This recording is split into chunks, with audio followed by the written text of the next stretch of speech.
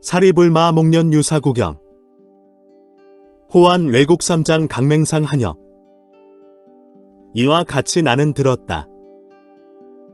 어느 때 석시 사익께서는 아마릉 약수원에 계셨다.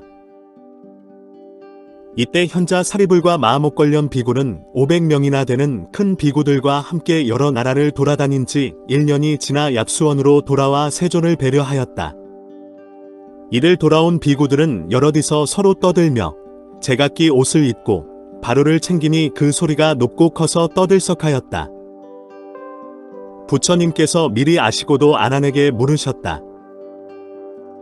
어떤 비구가 큰 음성을 내기에 그 소리가 넘쳐 흘러서 생선 잡는 사람들이 떠들 듯 하느냐? 아난이 부처님께 아뢰었다. 예, 세존이시여. 사리불과 목걸련이 1년 동안 여러 나라를 돌아다니고 500명의 큰 비구들과 함께 약수원에 이르렀습니다. 그 여러 비구들이 각각 이야기하며 옷을 입고 바로를 챙기는 등 말소리가 높아서 떠들썩하였습니다.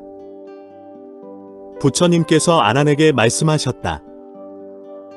그 비구들을 나 있는 곳에 오지 못하게 하라. 아난이 부처님께 아뢰었다. 예. 아난은 부처님의 명을 받들고 자리에서 일어나 부처님 발에 머리를 숙여 예배하고 부처님을 3바퀴 돌아서 물러갔다.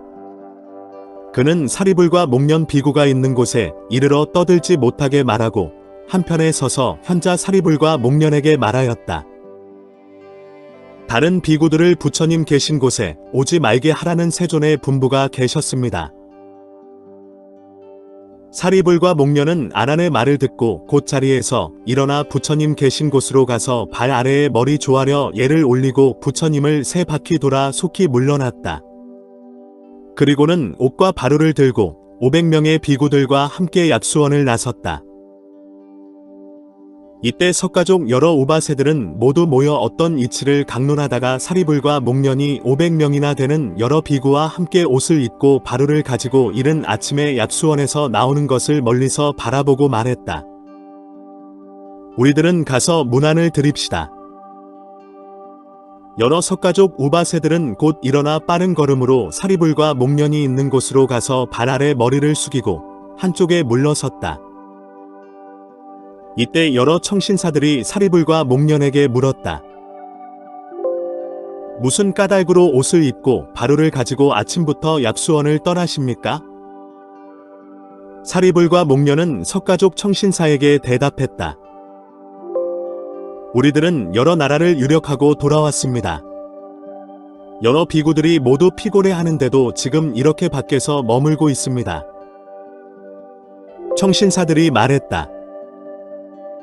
여러 현자여, 저희들이 여기에 넉넉하게 자리를 베풀고 등불을 켜서 밝게 하겠습니다.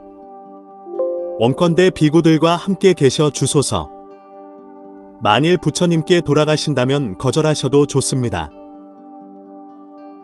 현자 사리불과 목련은 말없이 응낙하고 조금 뒤에 베풀어 놓은 곳으로 가서 걸상에 앉았다가 곧 방으로 들어가서 여러 대중과 함께 앉았다.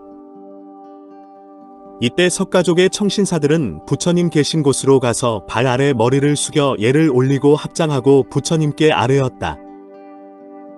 저희들은 세존께 청원합니다. 불상이 여기 시어 편안히 머물게 하여 주소서. 대성께서는 비구들을 믿으시옵소서. 왜냐하면 저 비구들은 번뇌가 다한 자들로 이미 아라한과를 얻고 해야 할 일을 이미 마친 자들이기 때문입니다. 저희는 이 점을 의심하지 않습니다. 이들 비구도 또한 이 점에 머뭇거림이 없습니다. 그 중에 나이 어리고 새로 배우며 처음 출가한 비구들은 이 법률에 들어온 지가 오래지 않으므로 그 마음이 옮기고 바뀌어 혹변하고 달라지게 됩니다. 비유컨대 세간에 급한 물이 졸지에 이르면 막을 수가 없는 것과 같습니다. 이와 같으므로 세존이시여. 새로 배우는 비구와 처음으로 출가한 자들은 이 법률에 들어온 지가 오래지 않아서 그 마음이 옮기고 바뀌어 혹변동이 있을 수 있습니다. 대성을 뵙지 못하면 뜻과 행을 그르칠까 두렵습니다. 이때 범천이 호련히 내려와서 곧 부처님 앞에 서서 합장하고 아뢰었다. 저희들은 세종께 청원합니다. 불쌍히 여기시어 편안히 머물게 하여 주옵소서. 대성께서는 비구들을 믿으소서. 왜냐하면 여러 비구는 번뇌를 다한 자들로 이미 아라한과를 얻어 해야 할 일을 이미 마친 자들이기 때문입니다. 저희는 이 점을 의심하지 않고 이들 비구들 또한 이 점에 머뭇거림이 없습니다. 그러나 나이 어리고 새로 배우는 이와 처음으로 출가한 비구들은 이 법률에 들어온 지가 얼마 되지 않으므로 그 마음이 옮기고 바뀌어 혹별하고 달라질 수 있습니다. 부처님께서는 곧 범천왕의 말을 옳다고 여기셨다. 현자 마음옥걸련은 천안이 트이었으므로 부처님께서 마음속으로 큰 성덕 뵙기를 구하는 첨을 허가하시는 것을 멀리서 보았다. 마치 큰 평각과 큰 강단을 깨끗하게 새로 바르고 마루의 창문을 활짝 열어 놓자 해가 동쪽에서 떠올라서 마루의 창문으로 들어와 빛이 서쪽 벽에 비치는 것 같았다. 현자 목련은 천안으로 세존의 상우가 장엄하신 것을 멀리서 또렷이 보고 조금 뒤에 비구들에게 말했다. 여러 현자들이여, 일어나서 옷을 입고 바루를 챙기시오. 비구들은 말했다.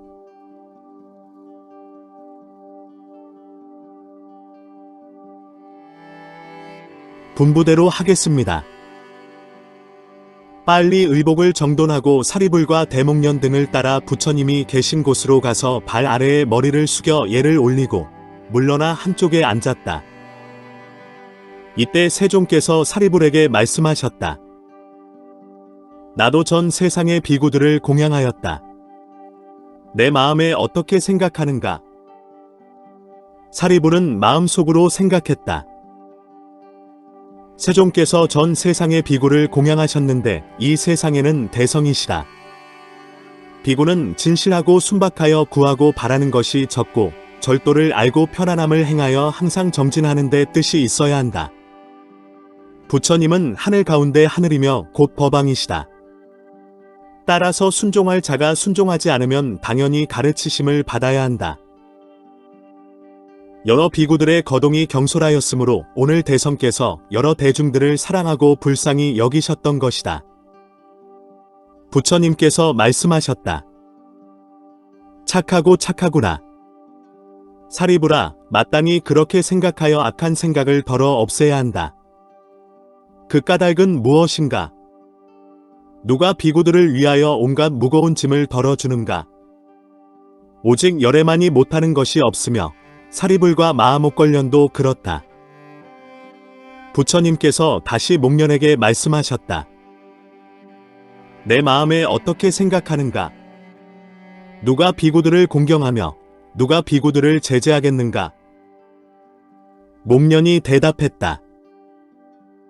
저는 지금의 부처님께서 비구들을 공경하고 제재하신다고 생각합니다.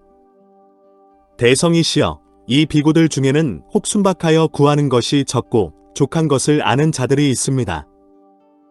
또 그렇지 못한 자들도 스스로 편안함을 행하고 정진하며 게으르지 않으리라고 생각하고 있습니다. 그러므로 열애, 법왕께서 스스로 그렇게 하신 것은 당연한 일이고 저도 역시 그렇게 하고 있습니다. 부처님께서 말씀하셨다. 이런 생각은 그만두고 다시 다른 생각을 하자. 그 까닭이 무엇인가? 목련아, 여러 무거운 짐을 없애주는 일을 누가 능히 감당할 수 있는가? 오직 열애뿐이며 사리불과 대목걸련도 그렇다. 믿음으로 큰 물결을 건너고 믿음으로 큰 물결을 건너고 방일 없음이 배가 된다. 거룩한 진리는 괴로움을 멸하고 지혜로 필경에 건너간다. 부처님께서 이 개송을 말씀하시자 60명의 비구는 번뇌가 없어지고 마음이 풀렸으며 무수한 비구들은 진구를 멀리 떠나서 법안이 생겼다. 부처님께서 이렇게 말씀하시자 여러 비구와 청신사 하늘 용 귀신이 기뻐하지 않는 자가 없었다.